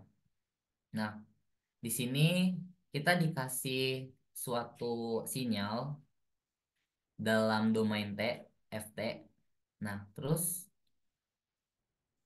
kita disuruh buat nyari Fs-nya dalam domain S. Jadi dia harus di Laplace. Tapi sebelum itu kita harus nyari tahu dulu. Ini si sinyal ini bentuknya dalam bentuk apa sih? Nah, kalau misalnya kita lihat, ini kan dia nilainya konstan sepanjang T untuk beberapa waktu ya. Jadi dia kita bisa asumsikan kalau ini sebenarnya unit step. Nah, tapi setelah beberapa waktu sampai dia sampai T waktu sampai ke T yang besar, itu dia ada perubahan nilai. Nah, dari sini kita sebenarnya bisa asumsikan kalau dimulai dari T itu ada sinyal yang apa ya, yang mengganggu. Jadi kalau misalnya di sini, bentar, di sini itu Ft sama dengan F1 T lokal. Di sini yang bagian ini, yang bagian ini tuh ini. Nah, yang bagian ini itu kita asumsikan dia ada tambahan sinyal. Ft sama dengan F1 T itu tadi ya. Ditambah F2 T2. Nah, tapi yang harus kita perhatikan adalah nilainya berapa. F1-nya berapa, F2-nya berapa. Nah, kalau kita lihat dari yang bagian awal dari 0 sampai T itu kita bisa lihat kalau misalnya F1 T1 itu sama dengan T. Karena besarnya dari 0 sampai T itu T, T besar. Itu nilainya. Tapi setelah dia dari T sampai 2T, itu dia ada penurunan sampai minus T. Jadi dia minus T di sini sama dengan F1 itu kan dia tadi T. F1 sama dengan T ditambah F2 T2. Nah, di sini kita bisa dapat F2-nya itu sama dengan minus 2T. Nah, di sini kita udah dapat kan fungsi 1 sama fungsi 2. Tapi kita masih belum tahu eh, waktu lokalnya mereka. Kalau yang satu ya udah kita bisa tahu dia dari waktu lokalnya sama kayak waktu global. Karena dia mulainya udah ada sejak T sama dengan 0. Berarti ini bisa tulis F1 T global sama dengan T. Tapi yang F2 itu dia baru mulai dari T waktu sama dengan T besar.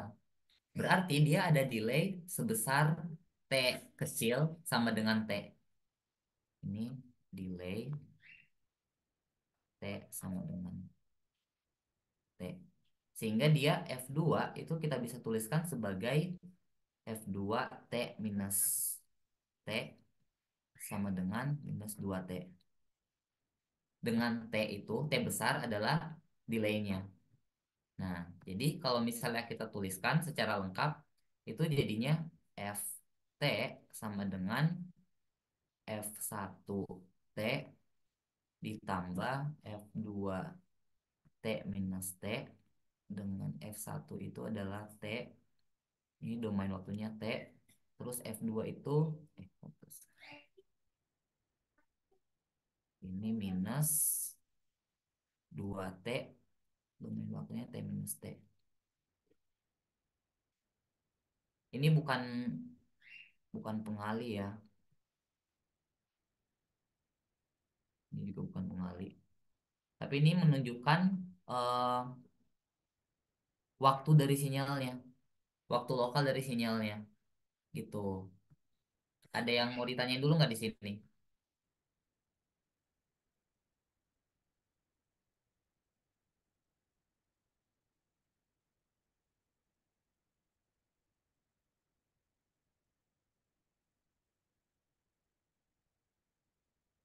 Oke, kalau nggak ada, cukup sampai situ.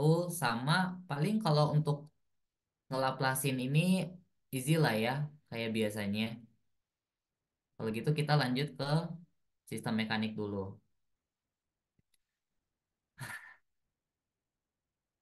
Ini mungkin ada beberapa yang familiar. Sebenarnya ini diambil dari kuis Pak IDW, kelas Pak IDW tadi. Jadi ini ada bentukannya kayak gini, wheel chart. Dia ditarik sama gaya konstan 1000 Newton. Terus dia punya eh, massa, punya inersia, udah dikasih tahu. Nah, sebenarnya untuk pengerjaan ini kan disuruh, ntar ini dulu. Pertanyaannya, itu kita dicari percepatan.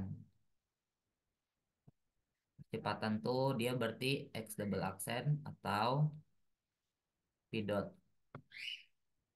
Nah, ini dari sini kita bisa mengerjakannya pakai dua metode. Pakai metode yang klasik yang kita ninjau DBB-nya, terus hubungan sistemnya nanti dapat kayak gini. Ini kita bikin DBB-nya, DBB lengkap. Terus sigma fx-nya sama dengan nol. Ini pakai D'Alembert ya. Jadi harus ada inersianya. Terus kita tentuin inersianya ke arah mana. Terus nanti kita bentuk persamaannya kayak gini. Kalau yang ini yang X-nya jadi yang ke kanan tuh inersia sama gesek. Yang ke kiri tuh FCW ini F kontak antara shaft sama wheel-nya. Terus yang bagian selanjutnya kita tinjau momennya. Tinjau momennya nanti kita dapat persamaan gaya kontaknya. Gaya kontaknya tapi udah dalam bentuk konstan, konstan dan eh, omega omega dot dari si roda ini. Karena tujuannya kan kita mencari percepatan linear, ini linear, sorry. Percepatan linear. Jadi kita harus eh, apa ya? Mentransfer pergerakan dari roda ini ke dalam pergerakan dari yang kedua ini. Nah, setelah kita dapat FCW-nya, F kontaknya, itu kita tinjau bagian yang atasnya ini. Nah, yang ini. Itu kalau dilihat DBB-nya kayak gini, ada normal, ada beratnya, ada kontak dari yang wheel-nya tadi. Tapi di sini ada dua, karena wheel-nya ada dua di sini. Wheel-nya ada dua, yang ini. Makanya dia ada dua FCW. Terus kita tinjau sigma fx-nya. Sigma fx jadinya kayak gini. Yang ke arah kiri cuma yang 1000 Newton, yang ke kanan tuh inersia sama kontaknya tadi. Terus kita masukin yang kontaknya tadi ke dalam sini, ke dalam sini. Terus nanti dapat bentuk kayak gini. Ini kita dapat percepatannya.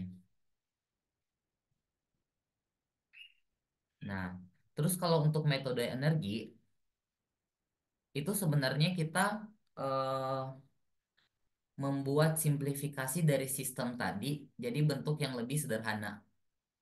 Jadi eh, kita bisa bentuk dia dalam eh, translasi, bentuk translasi atau dalam bentuk rotasi. Itu bebas mau dibikin kayak gimana.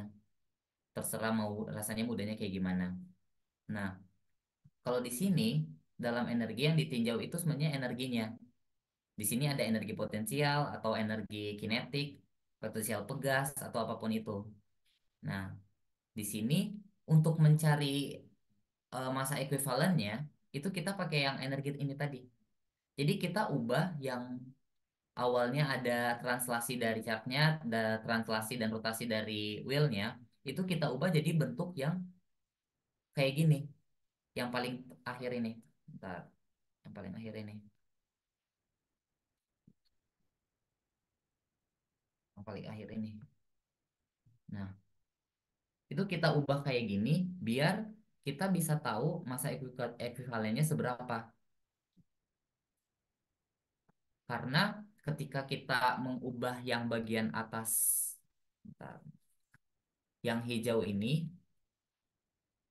jadi yang kuning, itu kita bisa mensimplifikasi bentuknya jadi kayak gini. Jadi yang di dalam kurung ini, dalam kurung yang MC plus 2MW plus 2IW per R kuadrat, itu sama dengan masa ekuivalennya. Nah, terus ketika kita udah dapat masa ekuivalen, kita bisa bentuk persamaan yang ini, sigma F sama dengan masa ekuivalen kali percepatan. Ini yang hukum kedua Newton ya. Sigma F-nya adalah ini, F sama dengan 1000 Newton. Ini terus kita dapat masa ekuivalennya dari persamaan energi tadi. Dapat ini, terus di otak-atik aja dapat percepatannya sama kayak tadi, bagian yang satu. Sebenarnya, ouch. Sebenarnya biasanya tuh di kelas tuh disebutnya kekekalan energi, tapi sebenarnya hmm, kayaknya kurang tepat deh. Soalnya kalau kita lihat F di sini ngasih usaha sebenarnya ke si sistemnya. Tapi kan bentar, usaha yang dikasih F ini, usahanya itu kan W sama dengan F kali S. Nah, dia kayak nggak ada komponen-komponen masanya. Sementara kita mau tinjau masa ekuivalennya gitu. Kita mau meninjau mensimplifikasi bentuk yang kiri jadi yang kanan. Nah, tapi yang di kanan juga kan dia ada ouch, ada usaha juga. W sama dengan Fs. Jadi sebenarnya itu bisa dibilang kayak usahanya tuh akibat ini kita nggak perlu tinjau karena dia sama aja gitu bentukannya. Jadi kita hanya perlu meninjau dari energi kinetik sama ya energi kinetiknya doang sih di sini. Nggak ada potensialnya. Nah, udah dapat kayak gini. Terus kalau kita mau buat bentuk transfer functionnya itu yang 1000 Newton tadi ini kita tulis aja dalam bentuk F. Itu dia F-nya sebagai input, kita bisa bikin outputnya dalam bentuk X atau dalam bentuk V atau ya dalam bentuk apalah terserah. Nanti tergantung soalnya mau minta apa. Tapi biasanya yang keluar tuh XS sih biasanya. Jadi eh, perpindahan. Nah, ini nanti setelah ini sebenarnya disalin dari atas saja tadi. Cuma yang 1000 Newtonnya diganti jadi FT, jadi input. Nah, bentukannya yang terakhir jadi kayak gini. Nah, setelah itu untuk bikin transfer function itu kita pakai Laplace. Pakai Laplace, ini semuanya di Laplace. Jadi bentuknya kayak gini. Ft itu berubah jadi domain S, jadi Fs. Terus yang ini, yang V dotnya ini jadi SFS. Ini dalam Fs ya, bukan dalam X.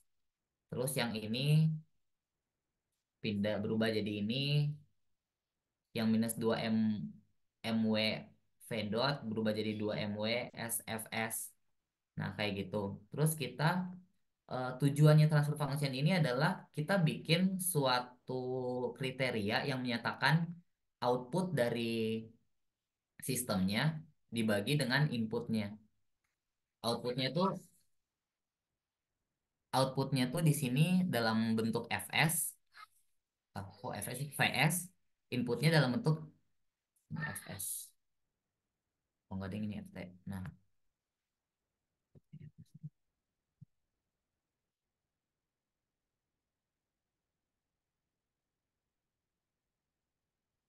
Nah, kayak gini. Jadi kita bentuk dia, vs-nya ini adalah outputnya, fs ini adalah inputnya. Bentukannya kayak gini. Terus kalau misalnya kita bentuk dalam xs, itu x transfer fungsinya jadi yang ini, yang ini. Kurang lebih kayak gitu. Ada yang mau ditanyain dulu nggak? Gue mau nanya dong, Teh. Boleh, boleh. Gue nggak tahu ini bakal dijelasin atau enggak terkait transfer function. Ini kan kita dalam domain Laplace ya. Kalau Mm-mm. misalnya transfer function dalam domain waktu gimana?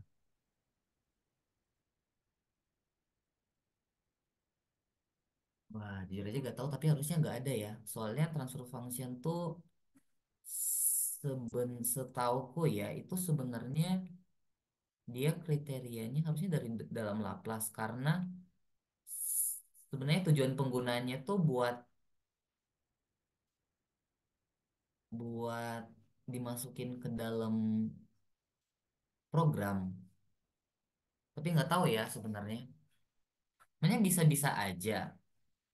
Tapi apa ya, kayak nggak ada esensinya. Soalnya kalau kita mau bentuk kayak gitu, kita harus ngerjain ODE-nya secara manual, secara nggak pakai Laplace.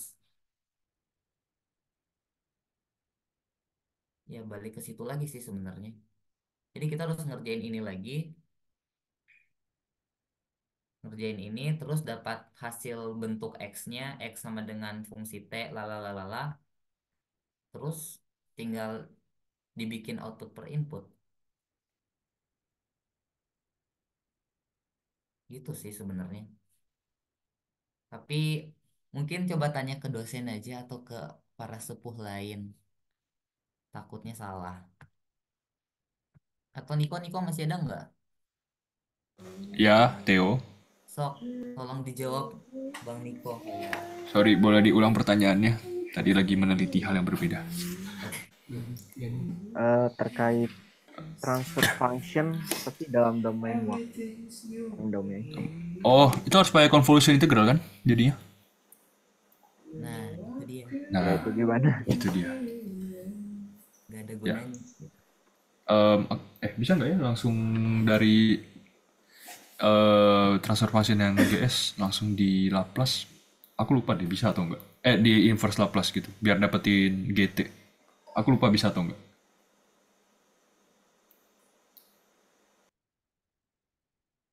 Hmm, Patut dicoba sih. Bisa bisa. Kalau nggak salah sih bisa. Bisa. Patut dicoba. Itu kalau nggak salah di videonya Pak ZA ada tuh yang kayak kalau kita mau cari FT-nya itu tinggal di inverse aja harusnya ya.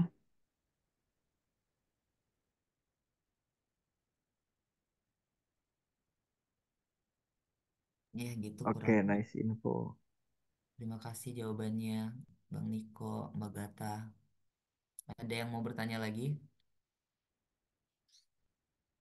Kalau penjelasannya kurang jelas, kasih tahu aja ya beneran.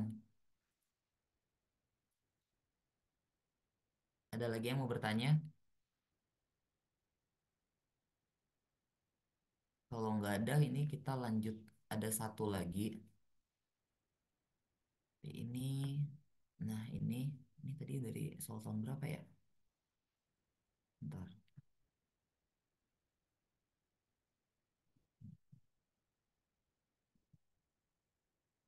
Ini dari tahun 2016 soalnya. Nah, terus sebenarnya ini balik lagi kita ngerjain DBB-nya, ngerjain yang kayak gitu-gitu sih sebenarnya. Nah, terus di sini kan ada damper, damper rotasi. Ini ada kalau damper rotasi itu ada T tambahannya, jadi CT. Nah, kalau misalnya di kelas tuh biasanya kan ada yang biasanya ngerjainnya pakai metode kekekalan energi. Tapi kalau ada dampernya, biasanya dibilang tuh kita gak boleh pakai itu karena ya gak kekal energinya. Jadi biasanya kalau pengerjaan kayak gini tuh kita ngerjainnya pakai cara klasik yang tinjau DBB-nya, terus kita bentuk persamaan diferensialnya. Nah, di sini buat benda satu sama benda satu tuh yang kecil ini, yang lebih kecil, benda dua tuh yang lebih besar. Nah, dia ini DBB-nya. Untuk benda satu itu ada torsi T1, terus ada gaya kontak dari geriginya, gerigi yang benda dua ke benda satu. Itu karena muternya dia di sini apa ya? Clockwise. Jadi gaya akibat dari roda gigi yang kedua ke satu itu dia bakal counterclockwise itu. Terus ada satu lagi kalau kita mau pakai prinsip D'Alembert, kita harus sertain eh, inersianya, momen inersianya. Momen inersianya itu besarnya eh, I1 dikali theta double dot satu itu. Itu untuk benda satu. Terus untuk benda dua kita tinjau juga. Di sini ada kontak dari yang benda satu tadi. Itu dinyatainnya dalam gaya F21 sama R12. Tapi dia dikali R2 untuk momennya. Karena dia jari-jari dua tuh lebih besar daripada jari-jari satu. Jadi pasti momen yang didapatkan dari kontak itu ke benda dua bakal lebih besar. Terus di benda dua tuh juga ada damper CT. Itu dia arahnya berlawanan arah dengan arah kecepatan dari benda dua.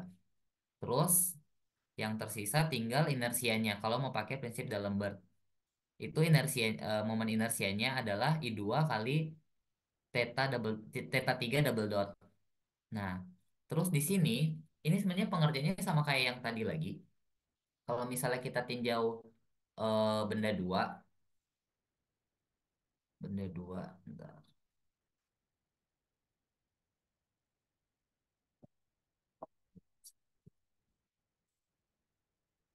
Benda dua. Ini,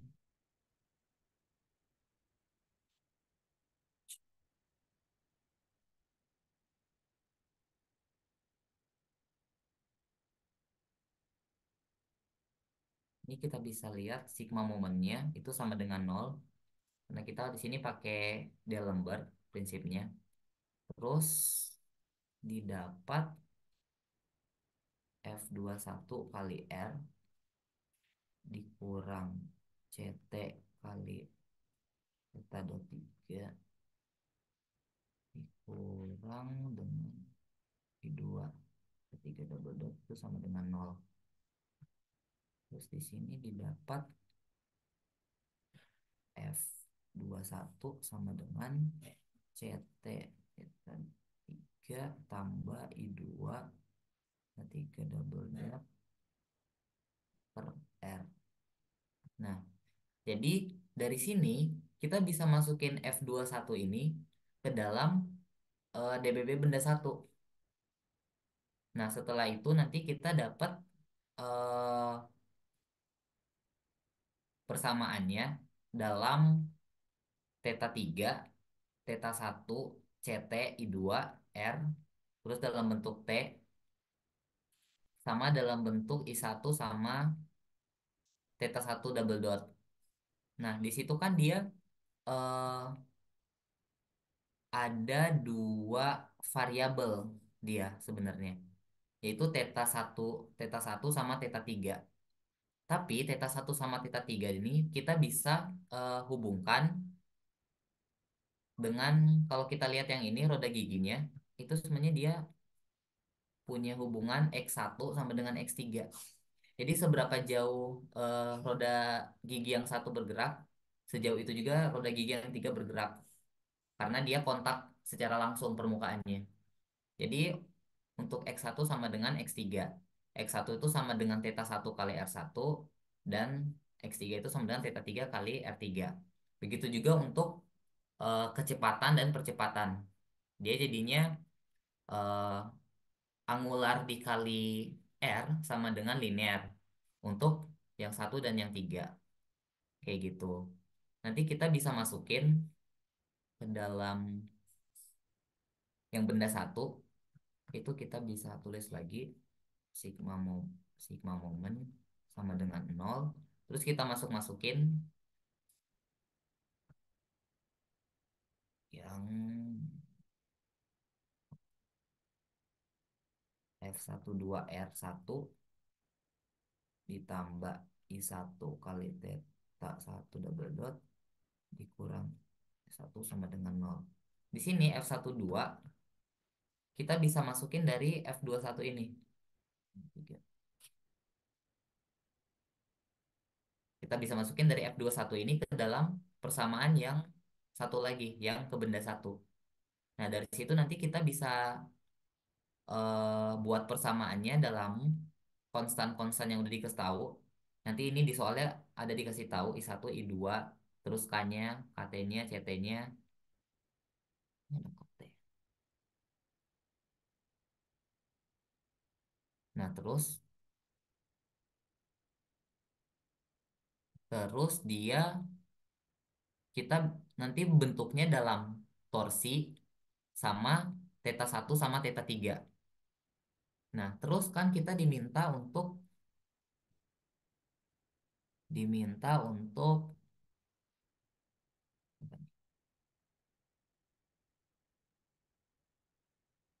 input dan output. Nah, tentukan persamaan diferensial. Nah, persamaan diferensial ini nanti ini kita masukin F21 ke F12. Ini jadi bentar. Oke, T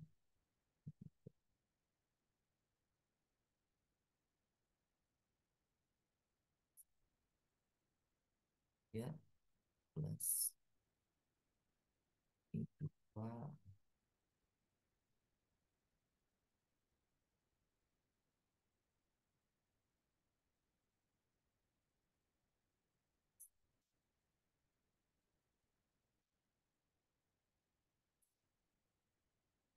Nah, ini kita udah dapat kayak gini. Ini udah dalam bentuk persamaan diferensial yang ini.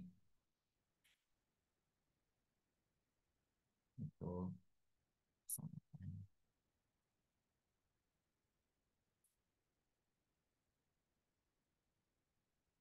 persamaan diferensial. Itu menjawab untuk bagian A. Terus yang bagian B, transfer function. Nah, di sini dia diminta dalam theta 1 per torsi sama theta 3 per torsi. Ini kita harus Laplace dulu. Bentar. Karena dia diminta dalam domain S. Di sini kita Laplace. Untuk konstannya dia gak bakal berubah. Jadinya CT R1 per R3 S kali theta 3S ditambah I2 R1 per R3 S kali theta 3S.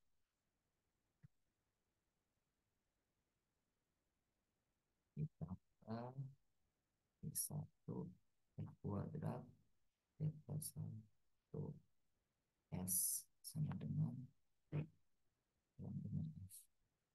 Nah, ini kan kita udah dapat eh, transformasi Laplace-nya. Nah, setelah itu, ini kan kita punya hubungan yang theta 1 sama theta 3. Nah, itu kita tinggal eh, masukkan tergantung kebutuhan. Kalau misalnya kita butuhnya theta 1 per T1, itu T3-nya kita substitusi menjadi theta 1. Jadi di sini tuh berarti theta 1 sama dengan theta 3 R3 per R1. Kalau kita butuhnya theta 3 itu jadinya dia theta 1 R1 per R3. Kalau misalnya kita butuhnya dalam bentuk theta 3, kita substitusi theta 1 sama dengan fungsi theta 3 ke dalam persamaan ini. Jadi nanti dia transfer fungsinya kita bisa bentuk dalam eh, theta 1 per T. Terus kalau misalnya kita butuh dalam bentuk theta 3 per T, itu kita masukin yang theta 1. Oke, kayaknya tadi kebalik tapi oke. Kalian paham lah ya maksudnya. Kalau misalnya kita butuhnya dalam theta 3, kita eliminasi yang theta 1. Kalau kita butuhnya yang dalam theta 3, kita eliminasi yang theta 1. Oke, oke, kebalik lagi. Nah, terus setelah itu, jangan lupa kalau bentuk transfer function itu, dia bentuknya dalam output per input. Jadi di sini kan dia udah dalam bentuk theta 3, theta satunya ini bisa dimasukin ke sini. Jadi theta 3. Terus dia nanti bentuknya yang bagian koefisien dari theta 3 dipindahin ke ruas kanan, terus TS-nya dipindahin ke ruas kiri. Jadinya nanti bentuknya dalam theta 3 per TS sama dengan 1 per koefisien dari theta 3 tadi. Nah, hasilnya kayak gitu. Itu untuk transfer function. Kurang lebih kayak gitu. Ada yang mau ditanyain nggak?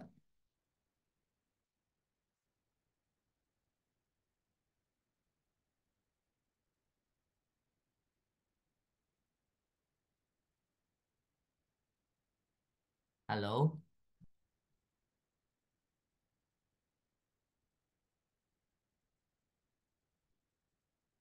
Oke.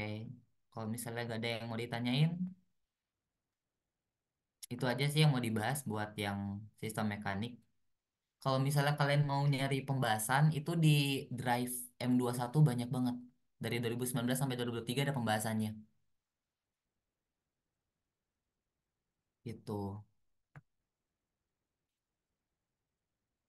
Ya, ada lagi yang kalian mau ditanyain?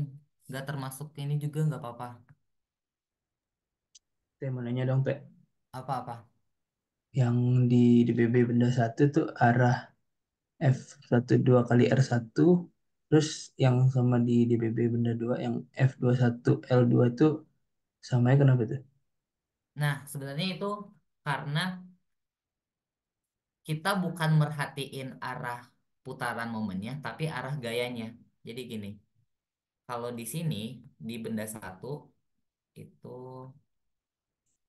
arah gayanya tuh dia ke atas di sini. Ini F12.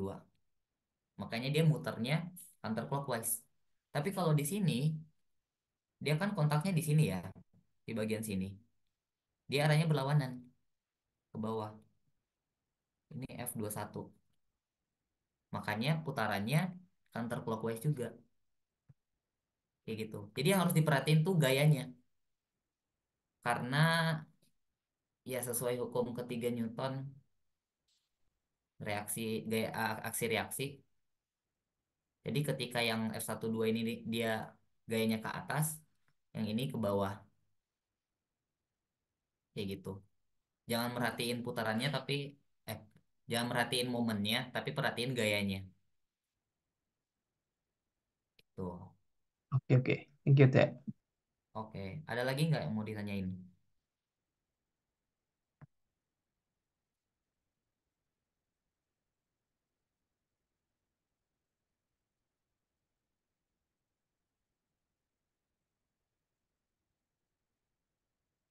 Kalau nggak ada, ya udah sih cukup segitu aja. Terima kasih. Oke guys, aku hitung mundur ya. Kalau ada yang mau ditanyain, boleh ditanyain mumpung ada Tela sama Niko. 5, 4, 3, 2, 1. Oke, thank you guys yang udah datang. 17 orang yang masih bertahan sampai saat ini. Habis ini aku bakal share rekaman Zoom-nya sama kelihatan dari tutor-tutornya. Thank you all. Boleh live ya. Makasih ya. Kasih. Thank you semua. Makasih. Thank you. Lah, Agatha nggak nutor. Berisik kamu.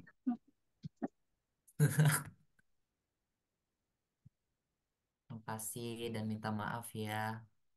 Udah nyifat sendat-sendat.